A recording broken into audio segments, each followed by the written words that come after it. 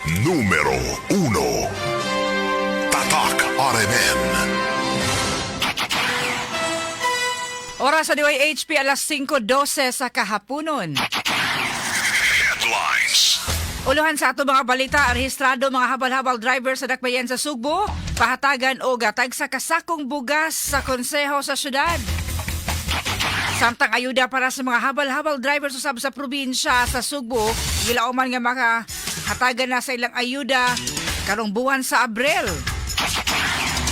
Pag 20 pesos nga kilo sa bugas humay, gilusad karon sa dakbayan sa Lapu-Lapu. Mga mga headlines.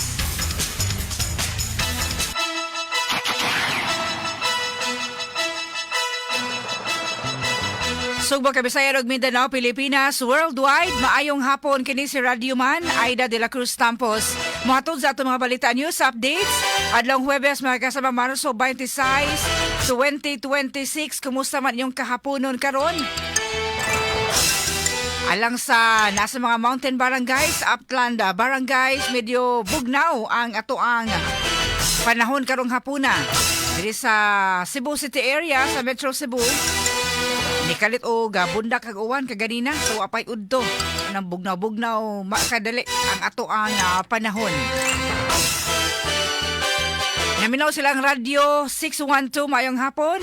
Ito man ato mga drivers karong mga oras sa ato mga motorista o mga private car owners, ato mga taxi drivers. Maayong hapon kaninyong tanan amping sa pagmasahero at aliwa sa padayon nga sinating ka-krisis gumikan sa mahal sa palaliton labi na gud sa precious produktong petrolyo. Kalunay lang. Nagingon laban lang. Ato mga overseas Filipino workers OFWs, mayong adlaw kaninyong tanan. Kayo mga nahimutangan karon nga kanasuran, stay safe, amping kanunay. O karon sa detalye na sa ato mga balita, mga rehistrado mga habal-habal driver sa dakbayan sa Sugbo pahatagan o gatag sa kasako nga bugas sa konseho sa syudad. Kasama mo sa balita Radio Man Eli Bolonos. DYHP Tatak RMN Report. Pahatagan sa Konseho sa Sugbog tagsa kasakong bugas ang tanang rehistradong habal-habal driver sa Dakbayan. Kinisip tabang sa City Government nini subay sa nasulbo nga presyo sa krudo gasolina. Ang City Council pinagi ni Konsehal June Alcover awag kang Mayor Nestor Archival paghatag sa baong subsidy assistance kitaliwa sa limitado nga pondo sa kagamahanan sa Dakbayan o sa kadaghang problema nini nga giatumang. Giklaro ni Alcover nga naara sa mayor kung kini mosugot sa hangyo sa Konseho. I'm not sure if he will implement this or not, but at least I represent around 8,000 registered habal-habal drivers in Cebu City. Si Konsehal June Alcover, una na hinong ipadayag sa mayor, nga apil ang mga habal-habal driver nga tagan unya o ginabang sa kagamanan sa Dakbayan. Kasama mo sa Cebu City Hall, kining inyong radyo man, Eli Bolonos, DYHP, Tatak RMN. At oras sa 5:15 sa kahaponon samtang diri sa habig sa probinsya sa Sugbo. Adunay ayuda nga ipang-apod-apod nga gitakda na sa buwan sa Abril alang usab sa mga habal-habal drivers alang sa province of Cebu. Kasama mo sa balita Radio Man RV Veloso. DYHP Tatak RMN Report. Gilauman nga madawat sa mga habal-habal drivers ang fuel subsidy ni ini human sa Semana Santa. Subay kini sa nagpadayong clean up sa listahan aron nga malikayan ang pagdoble sa mga pangan sa lista sa matag lokalidad sa probinsya sa Sugbo. Gipebaw ni Cebu Governor Pamela Baricuatro nga ang mga benepisyaryo makadawat kini og tag 3,000 pesos ngadto na sa 5,000 pesos nga fuel assistance. Iyang gipasabot nga ang maong programa gihimo kini aron nga maabagan ang gobyerno sa pagsuporta usab sa mga drivers nga labihang naapektuhan karon sa padayong pagsaka sa presyo sa lana. Apan tinguha sa Kapitolyo nga dili lang ang mga PUV ang mahatagan og ayuda, lakip usab ang mga habal-habal transport sector. Pasabot ni ini nga ang mga tricycle operators ug drivers nga nalakip na sa kooperatiba o asosasyon nga nakadawat na sa national assistance dili na maapil sa ayuda sa Kapitolyo. Matod ni Assistant Provincial Administrator Aldwin Empases nga kini pagsiguro nga walay duplication o pagdoble sa mga ayuda. Subay sa inisyal nga datos adunay moabot sa 5,000 ka mga habal-habal drivers ang nag-operate sa probinsya sa Sugbo apan gikinahanglan pa kining i-verify. Gilanta usab ni ini ang pagposibleng pag-distribute sa cash o pinaagi sa fuel vouchers, pinaagi usab sa pakig-alayon sa mga fuel stations. Gilauman nga mo extend pa usab ang one-time distribution apan magdepende na kini sa available nga pundo og fuel price trends tungod sa krisis sa Middle East. Kasama mo sa lalawigan sa Subo, Radyoman RV Veloso, DYHP, Tatak, RMN. Kadto nga balita hatod kanato sa Vita D Plus Coffee Mix. Sugdi ang imong kahaponon nga positibo ang pananaw pinaagi sa pag-inom og kape ang Vita D Plus Coffee Mix. Kini ang pinakaunang kape nga adunay vitamin D3. Kada sachet sa Vita D Plus Coffee Mix aduna kini 200 IU nga vitamin D3 plus reishi mushroom extract nga adunay mga powerful anti-tumor ug anti-cancer properties nga polysaccharides ug triterpenes. Ang Vita D Plus Coffee Mix gidugangan usab og mangosteen fruit batok sa oxidative stress ug mga free radicals. Sugdi ang imong kahaponon pinaagi sa pag-inom sa Vitamin D Plus Coffee Mix aron nga makalahutay tibuok adlaw. Mapalit kini sa Purchaser Pharmacy, July Pharmacy, Queen's Pharmacy, CHG General Merchandise and Pharmacy, Universe Pharmacy, Bing Pharmacy ug Life Extension Pharmacy. Aron makalahutay, mag Vita D Plus Coffee Mix. Radyo mo nationwide. Ang oras sa 5:18 na sa kahaponon mga kasama, DYHP Answer to Win promo. Atong pangutana karon sa yun ra kaayo apan siguraduhan lang nga nakasunod mo sa atong mechanics ha. Ang pag-follow DYHP RMN Cebu Facebook page. Pero galing naminaw mo di sa mga radio o nyo pa mo naka-follow sa Facebook page sa DYHP. I-type lang na DYHP RMN Cebu. O niya i-follow. O gingon man, i-follow usab ang Attorney Rufil Fernandez Banyok Facebook page. Kanam, dunay blue checkmark man official Facebook page Attorney Rufil Fernandez Banyok. O i-share atong live program karong hapunan.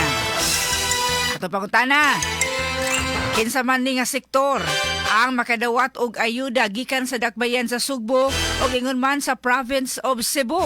No, mga reporto ni Radyoman Eli Bolono sa Radyoman RV Veloso. Okay, so what ang inyong tubag mga kasama, comment na sa comment box, comment section karon sa ato ang DYHP News Updates program.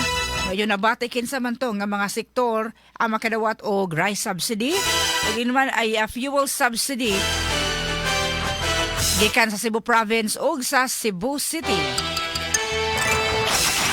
200 pesos GCash mga kasama ang swerte ninyo nga madaog alang sa swerteng mananaog karong hapuna sa DYHP Answer to Win promo. At oras sila 5:20 sa kahaponon. Samtang pasumpay gihapon ni ining nagmahal nga palaliton ang dakbayan sa Lapu-Lapu. Nagtanya karon ilusad karon sa tag 20 pesos per kilo nga bugas humay. Kasama mo sa Balita Radio Man, Ken Galanea.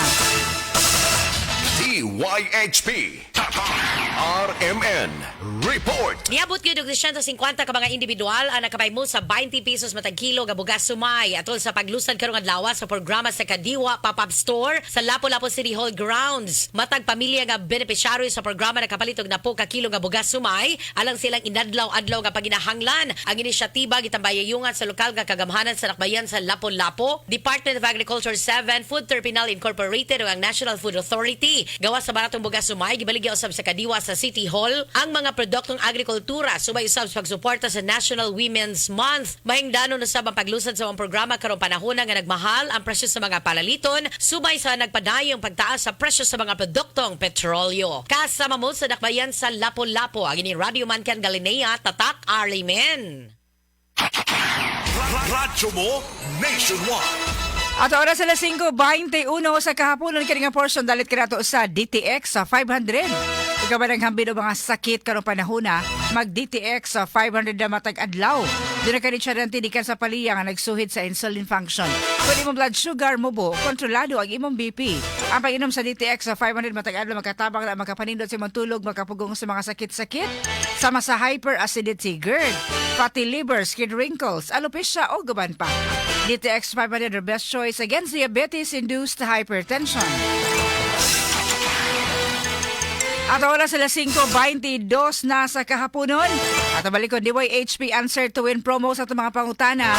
Labi na sa sayo nga bahin sa itong mga balita karong hapuna. Kinsa man itong nga sektor ang makadawat o rice subsidy o fuel subsidy gikan sa Cebu City Government o sa Cebu Province.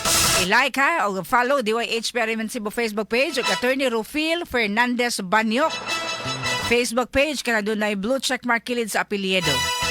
Og i-follow og ingon man i-share kini ato live program karon mga kasama.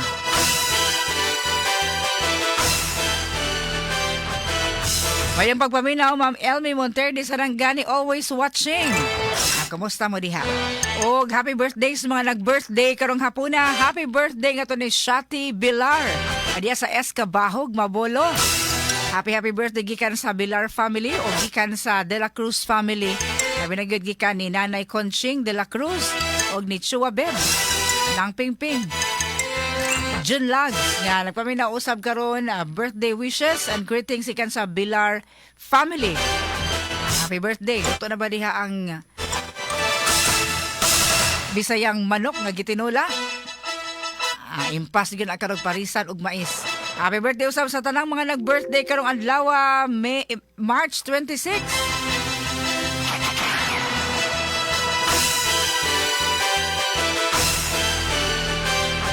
Unya atong nga i-greet usab og happy birthday Annalisa Labrador diya sa Lawaan 1 Talisay City. Naglanog-lanog ang DYHP diya sa Lawaan Talisay, Lawaan 1. Happy birthday Ma'am Annalisa Labrador sa Lawaan 1 Talisay City. Pinagi na kasama ang Reyna Lau. At oras alas 5:24, tulo ka tawo nadakpan sa PDEA 7 uban sa kapulisan atol sa ilahang pagronda sa usa ka drug den sa barangay Inayawan kagabi kapin sa usa ka gatos ka liwag ka pesos nga balor sa illegal nga drogas ay ilang nasakmit. Kasama mo sa Balita Radio Man Arnold Bustamante. DYHP Tatak RMN Report. Drug den nga nabutang sa sitio Lower Santo Niño sa barangay Inaywan sa sudad sa Sugbo ang gironda sa Philippine Drug Enforcement Agency Regional Special Enforcement Team uban sa Inaywan Police Station 7 sa Cebu City Police Office alas 11:11 kagabi nga may resulta sa pagkasikop sa tulo ka mga tao. Si PDEA 7 Director Joel Plaza niila silang target na si alias Mark, 42 anyos nga may nagpadagan sa drug den. Lagip sa nadagpan ang duha ka mga lalaki nga naabtan sa sulod sa drug den nga naghingos og shabu nga silang alias Franklin, 53 anyos, driver, og alias Ronel, 41 anyos, sidewalk vendor, nga pulos nagpuyo sa mga dapit. Nasakbit sa mga sakop sa PDEA 7 ang 7 ka pakiti sa gituang shabu nga mutimbang sa 15 gramos nga mobalor sa 102,000 pesos, bypass money, og mga drug paraphernalia. Ang mga nakuhang ebidensya na ana sa kustodiya sa PDEA 7 Regional Office Laboratory, samtang ang mga nadagpan, gibalhog na sila nga buhatan sa sudlon sa Barangay Lahog. Mato ni Lia Alcantara, ang information officer sa PDEA 7, nga duha ka semana nila nga gipaubos sa case build-up ang ilang target nga si alias Mark human nila madawat ang impormasyon gikan sa usa ka kasaligang tinubdan. Gingong makabaligya ni og 20 nga tona sa 30 gramos nga sabu matag semana og nahibaw-an sa gihimong background investigation nga nadagpan na nitong September 2021 si Mark sa kaso gihapon sa illegal nga drugas. Kasama mo sa PDEA 7 ang yung radyo man Arbo Saman 3YHP Tata Carmen. Radyo mo nationwide. At oras alas 5:26 sa kahapon sa dugang pang balita. Pagkapod-apod sa libreng bugas, sugdan na sa gobyerno sa sunod semana.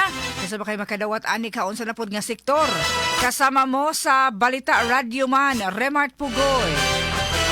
DYHP Tatak RMN Report. Kini nga balita hatod kanato sa Life Extension Vitamin D3. Sa detalye sa atong balita, kasamang ayda magsugod na sa sunod semana ang pag-apod-apod sa libreng bugas sa tibuok nasod. Kini ang gipahibaw ni Presidente Ferdinand Bongbong Marcos Jr. ug ipatuman kini pinaagi sa Local Government Support Fund kun LGSF. Subay sa maong inisyatiba gitahasan ang mga lokal nga kagamhanan nga itagana ang dili mo minus sa katunga sa ilang pondo alang sa pagpalit ug pag-apod-apod sa maong ayuda. Kasama mo sa balita ako inong Radyoman Remart Pugoy DYHP Tatak Aramen. Kadto nga balita hatod kanato sa Life Extension Vitamin D3. Ang regular nga pag-inom sa Life Extension Vitamin D3 makatabang para sa pagbalig-on sa atong immune system, depensa sa atong panglawas. Kung taas ang level sa vitamin D3 diha sa atong dugo, maka-function usab ug maayo ang atong mga cells, maka-produce og panagang ug makapatay sa viruses sa di panimusulod sa atong cell wall. Busa mga kasama, inom kada adlaw og duha ngadto sa tulo ka soft gels sa Life Extension Vitamin D3. Recommended kini sa mga medical doctors, 100% kag ginama sa Life Extension Foundation reputation dito sa Amerika ug number 1 nga tatak sa vitamin D3 sa Pilipinas. Mga kasama, mapalit ang Life Extension Vitamin D3 sa mga butika ug sa mga Life Extension Clinic. Sa Cebu City na ani mahimutang sa Osmeña Boulevard, dool sa Cibudok ug Cebu Gospel Church ug anaa sa ADM Building, Barangay Kansaga sa Konsolasyon at Bangsa Jollibee. Mapalit usab kini sa Dumaguete City diha sa House of Taft Building sa Taft Street, Barangay 8 dool sa Kamanhak Terminal. Alang sa gustong mupalit, mamahimo ka mong mukontak sa 4161655 o baka sa 0917-318-1161. Life Extension Vitamin D3 and Life Extension Clinic for longer life. Radyo mo nationwide. Ang Life Extension Vitamin D3 nagtanyag og libreng medical check-up, libreng medical consultation sa mga clinics ni Osmeña Boulevard, Cebu City, bayon sa Cebu Gospel Church, Cebu Doctors Building, samtang sa Konsolasyon ADM Building, Barangay Kansaga. Lunes nga to sa Sabado, alas 8 sa buntag nga to sa alas 5 sa kahaponon. Ato pa musla na kanilibreng consultation uban sa ato ang dekalidad usab no nga mga equipment o ingon ato ang mga doktor nga maabi-abihon alang sa libreng medical consultation. Alang sa inyong mga concerns, mga pangutana o uban pa. Makontak sa numero 416-1655-0917-318-1161. Ang Life Extension Vitamin D3 girekomendar sa mga medical doctors at porsyentong gimo sa Life Extension USA.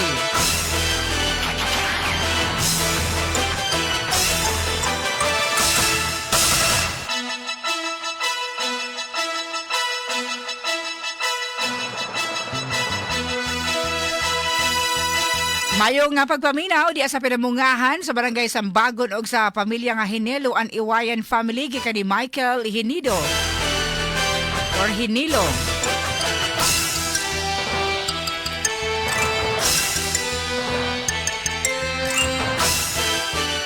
Huwag mayang pagpaminaw sa bayong hapon na diha sa Isabel Leyte, Andre Patiluna.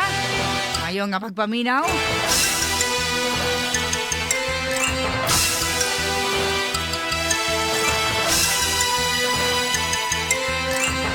Ato oras sa 5:29 ato balikon DYHP Answer to Win promo karong hapuna.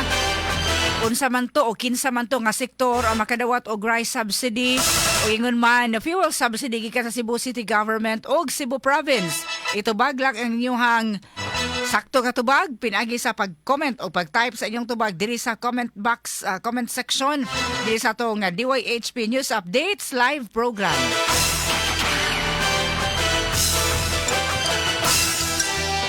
At oras sa 5:30 na i-confirmar sa Philippine Consulate General sa Hong Kong ang pag-abot sa 12 ka mga Filipino seafarers sa maognasod nga na-rescue sa Iraq. Ang naasoy mga Pinoy crew members sakay sa Marshall Islands flagged cargo vessel nga Safe Sea Vishnu nga nalunod sa kadagatan dito sa Iraq.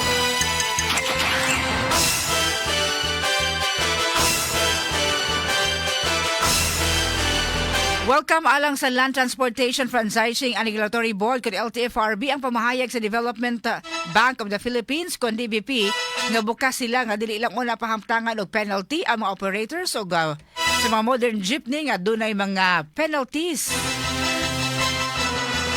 Samtang hugot nga gimando karon sa Department of Energy kung DOE ang dinali ang pagpatuman o fuel conservation o ingon man prioritization measure sa sektor sa kuryente human gideklarar ni Presidente Bongbong Marcos Jr. ang National Emergency or Energy Emergency o sa Executive Order number 110. Mato ni Energy Secretary Sharon Garin, tinguha niini nga masiguro ang padayon nga lig-on nga supply sa kuryente taliwa sa Senate karon nga krisis gimikan sa gubat dito sa Middle East.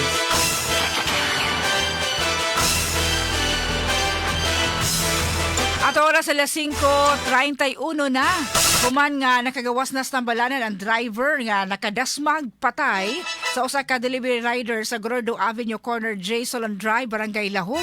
Niatong Lunes sa kadlawon, Marso 23, ang LTO nagpadalag show cause order sa suspitsado. Mato ni Attorney Wendell Dinglasan, ang direktor sa LTO 7 nga ilang gipaabot ang pahasubo ngadto sa pamilya ni Ivan Serentas Avila, 35 anyos, og iyang gisaan nga ilang patutukan ang maong insidente og sundon ang legal nga mga proseso. May bahan si Dinglasan nga human sa due process nga ilang himuon, iyan ning pabawian og lisensya Sabi na matino ang responsibility sa krimen. Una nang ipahibaw ni Police Lieutenant Colonel Franco Rodolfo Oriol, ay information officer sa Cebu City Police Office nga ang suspitsado nga si Dendril Montehermoso, taga Sitio Upper Kawayan, Barangay Sambag 2. Nasa Mabolo Police Station, base sa investigasyon, nasuta nga adunay lisensya si Montehermoso upon expired ang rehistro sab sa iyang motorsiklo, samtang katong minor de edad nga nakalatay sa biktima, wa sa lisensya. Ang Mabolo Police Station nakapasakan nagkasong reckless imprudence resulting in homicide and damage to property batok sa mga suspitsado.